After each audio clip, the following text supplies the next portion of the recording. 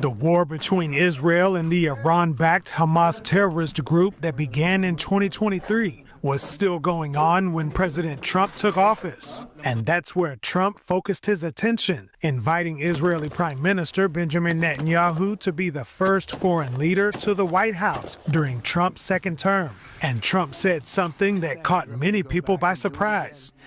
The U.S. will take over the Gaza Strip, and we will do a job with it too. We'll own it and be responsible for dismantling all of the dangerous unexploded bombs and other weapons on the site. We have an opportunity to do something that could be phenomenal. And I don't want to be cute, I don't want to be a wise guy, but the Riviera of the Middle East. Although the U.S. never took over the Gaza Strip, his words got the attention of leaders in the Middle East, who then held an emergency Arab summit and vowed to do more for the reconstruction of the territory. Later in 2025, the Houthi terrorist group, based in Yemen and backed by Iran, continued launching missiles and attack drones at Israel, one hitting near Israel's main airport. The Houthis also continued attacking ships in the Red Sea. They said all their actions were done in support of Palestinians in the Gaza Strip. However, President Trump launched Operation Rough Rider, which sought to stop the terrorist group from attacking ships. Starting in March, the U.S. launched 24/7 operations against the Houthis, striking over 1,000 Houthi targets until May, when Trump made this announcement. The Houthis have announced that they are not, or they've announced to us at least, that they don't want to fight anymore. They just don't want to fight. They say they will not be blowing up ships anymore. And that's what the purpose of what we were doing.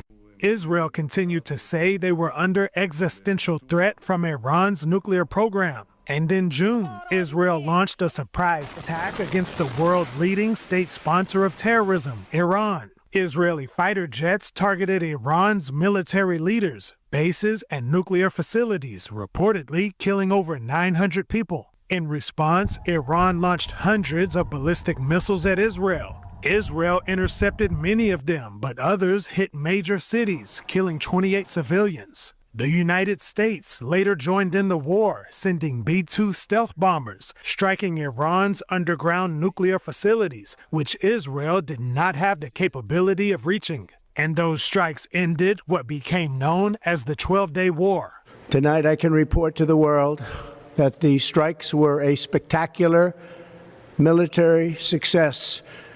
Iran's key nuclear enrichment facilities have been completely and totally obliterated. Iran, the bully of the Middle East, must now make peace. If they do not, future attacks will be far greater and a lot easier. Afterwards, attention from the U.S. and Israel appeared to shift to another Iran-backed terrorist group, Hezbollah in Lebanon. Although Israel and Hezbollah are currently in a ceasefire, Israel continues to launch strikes against the terrorist group to keep it from reestablishing itself in southern Lebanon. The Lebanese government said it was going to disarm the terrorist group by the end of the year, but later said disarming the group would take longer than expected, as Hezbollah has refused to give up its weapons. And then in September, in what appeared to happen almost out of nowhere, Israeli forces struck a building in Qatar where leaders of the Hamas terrorist group were reportedly living. Israeli Prime Minister Benjamin Netanyahu said this after the strike. What did America do in the wake of September 11th? It promised to hunt down the terrorists who committed this heinous crime wherever they may be. So we did exactly what America did when it went after the terrorists, the Al-Qaeda terrorists in Afghanistan, and after they went and killed Osama bin Laden in Pakistan.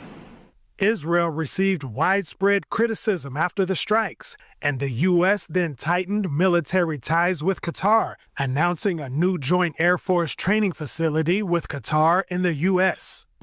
And one of the most significant stories in the Middle East in 2025, Israel and Hamas both agreed to the Gaza peace plan brokered by President Trump. The peace plan initiated the ceasefire between Israel and Hamas. Phase 1 ordered the release of all remaining hostages, including 20 living hostages who had been held in Hamas captivity for over 2 years, and also the return of the bodies of the remaining 28 deceased hostages. Phase 2 of the Gaza peace plan includes the disarmament of Hamas. However, as of now, the Gaza peace plan appears to have stalled, as the body of one hostage still remains in the Gaza Strip. Jason Perry, NTD News.